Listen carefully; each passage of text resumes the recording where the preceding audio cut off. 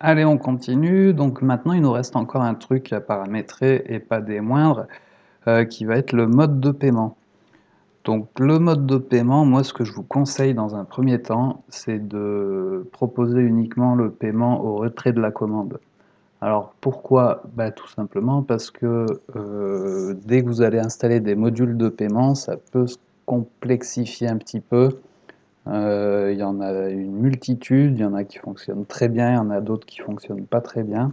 Donc je vous ferai dans une autre vidéo tout de suite après un exemple de module de paiement. Pour le moment, on va partir du principe que toutes les commandes qui vont être passées par votre site, eh bien, le client les réglera au retrait de la commande, ce qui vous permettra en plus de pouvoir lui proposer un paiement en ticket resto, toutes ces choses-là qui, à ma connaissance, ne sont pas encore disponibles sur PrestaShop. Donc, pour ce faire, on va aller dans la catégorie, donc vous revenez sur votre back-office, vous allez dans la catégorie paiement, vous cliquez sur mode de paiement, et là vous allez voir que par défaut, vous avez 3 modes de paiement qui sont préinstallés. Il n'y a pas celui qui nous concerne. Donc première chose à faire, on va aller désactiver ces 3 modes de paiement. Donc PrestaShop Checkout qui est une solution, alors j'arrive pas trop à me faire d'avis là-dessus. J'ai l'impression qu'en ce moment ça bug pas mal, donc on va pas l'installer tout de suite. Transfert bancaire, bah non, on va pas accepter les paiements par transfert bancaire et les paiements par chèque non plus.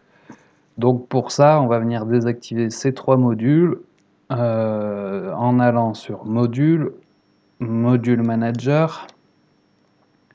On cherche, alors ils doivent apparaître même ici, peut-être. Tac, tac, tac. Voilà, PrestaShop Checkout. Alors je vous montre comment on le fait en cherchant. Bon, sinon, non, allez. Vous allez, donc on descend, PrestaShop, on trouve PrestaShop Checkout. On le désactive. Oui, je veux le désactiver. Pareil pour transfert bancaire, il est juste en dessous. On le désactive. Oui, je veux le désactiver. Alors ça mouline un peu. Et le troisième, c'était chèque. Alors on ne le trouve pas là. Donc c'est un autre moyen d'accéder à vos modules. Ici vous tapez donc chèque. Il apparaît et je le désactive. Oui, le désactiver. Donc si vous n'aviez pas trouvé dans la liste là, telle qu'elle était au début les 3 modules en question, vous pouvez toujours les chercher ici, donc en tapant checkout, checkout. Voilà, je le retrouve. Là, c'est bon, il est désactivé. Et pareil pour l'autre, c'était transfert. Normalement, si je tape juste transfert, il est bien désactivé. Donc si je retourne dans les paiements, mode de paiement, en principe, j'ai plus aucun module de paiement disponible. Alors ça rame un peu. Voilà, il semble qu'il n'y ait pas de module de paiement.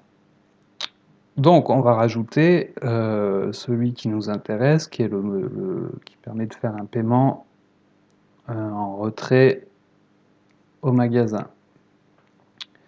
Et donc là, si je déroule dans la liste, je le trouve, il est ici, paiement comptant la livraison. Et pour l'installer, je vais aller dans module, catalogue de modules,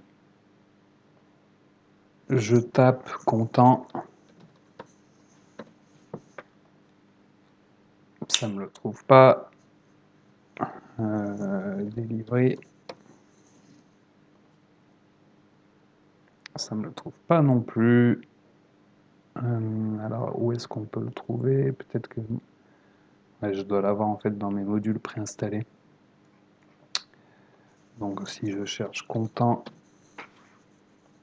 voilà, paiement comptant la livraison, donc cherchez soit dans le module manager, soit dans le catalogue de modules, vous allez le trouver, vous tapez comptant, ça vous l'affiche, on fait activer, et il n'y a rien d'autre à faire. C'est-à-dire que là maintenant, tout mon parcours client il est prêt.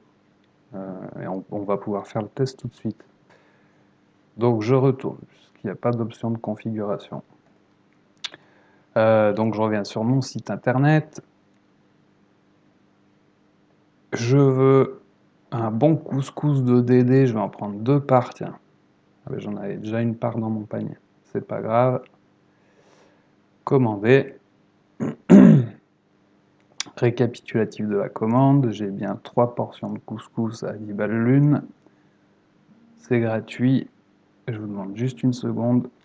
Donc désolé, un appel imprévu, on disait on va essayer de faire une commande, donc j'ai bien mes 3 couscous en livraison gratuite, et si je clique sur commander, voilà, donc là ça me demande d'enregistrer mes informations. Alors on va mettre un peu n'importe quoi, Eric Durand,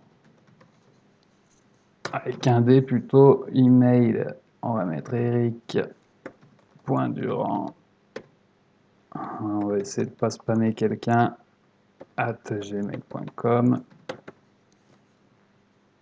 mot de passe, voilà, à date de naissance le 02 10 1990, j'accepte les conditions, on continue, donc ça on s'en fout, adresse, donc là il faudra que le client mette son adresse,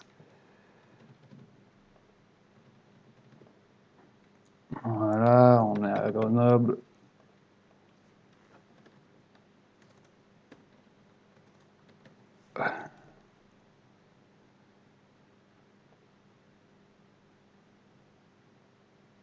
Donc là, on retrouve bien notre retrait en magasin, commandé avant 10 heures pour un retrait à midi, c'est gratuit, continuer,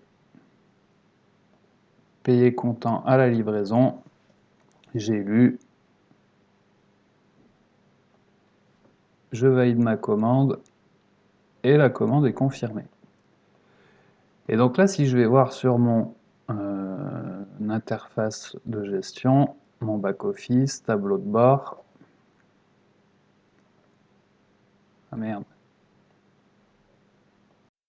voilà, désolé, j'ai dû me reconnecter parce que j'avais été inactif trop longtemps, ça m'a déconnecté, donc je me suis reconnecté, et là je vois bien ma commande, mon chiffre d'affaires. Alors normalement ça s'affiche ici dans les notifications, dernière commande, voilà. Ça c'est les badges, on s'en fout. Donc j'ai bien, pardon, sur mon tableau de bord, ma commande qui est arrivée, au nom de Eric Durand. Elle, de base, elle est en cours de préparation. Donc on verra après comment on traite les commandes. Voilà, je voulais vous montrer, là ça y est, hein, en fait vous avez une première version de votre site qui est opérationnelle, où vous pouvez accepter les commandes à distance avec livraison, enfin ou plutôt retrait en magasin et paiement au retrait de la commande par tous les moyens de paiement que vous avez, que vous proposez déjà. Donc je vais vous faire un autre module avec comment configurer une solution de paiement en ligne, même si ce n'est pas ce que je vous recommande dans un premier temps.